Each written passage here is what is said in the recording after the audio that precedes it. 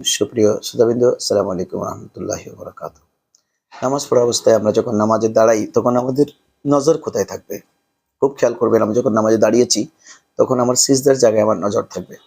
আর যখন আপনি রুকুতে যাবেন তখন ২ বৃদ্ধাঙ্গুলের উপর আপনার নজর থাকবে।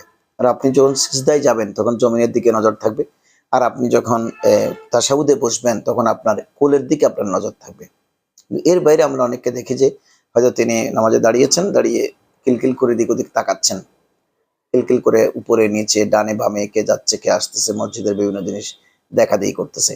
বা সেজদা তাশাহুদে বসেছি, তাশাহুদে বসে সেই কোলের দিকে না তাকিয়ে এদিক ওদিক তাকাচ্ছেন, আর চোখে তাকাচ্ছেন, অথবা রুকু অবস্থায় তার পায়ের পাথার দিকে বা বৃদ্ধাঙ্গুলির দিকে না তাকিয়ে সে আর চোখে এদিক ওদিক তাকাচ্ছেন।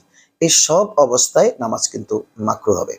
তবে আমাদেরকে মনে রাখতে হবে, আমরা যখন এদিক ওদিক তাকাচ্ছিলাম তখন এই তাকানোটা যদি আমাদের সিনা পর্যন্ত ঘুরে যায়, যেমন আপনি ডান দিকে দেয়ালে কিছু তাকাচ্ছেন কিন্তু সিনা ঘুরে গেছে, সিনা কেবলা মুখ থেকে কিন্তু কিছুটা ঘুরে গিয়েছে, যদি এরকম হয় তাহলে কিন্তু নামাজ ভেঙে যাবে।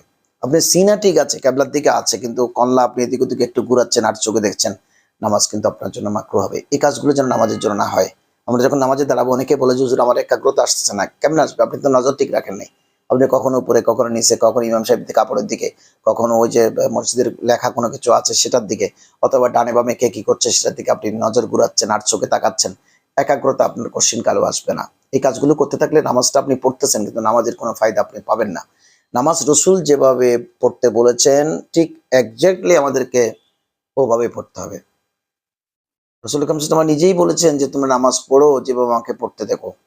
কামা রাআইতুমুনি উসাল্লি, আমি যেভাবে নামাজ পড়ি তোমরা সেভাবে নামাজ পড়ো। তো রাসূল কারীম সাল্লাল্লাহু আলাইহি ওয়াসাল্লাম নামাজ পড়বার সময় ওনার নজর থাকতো সিজদার জায়গায়। যখন দাঁড়াতেন তখন, যখন রুকুতে যাবেন তখন পায়ের বৃদ্ধাঙ্গুলের দিকে, যখন তিনি তাশাহুদে বসতেন তখন কোলের দিকে। ঠিক আপনাকেও সেভাবে নজর রাখতে হবে। এদিক ওদিক নজর ঘুরানো যাবে না।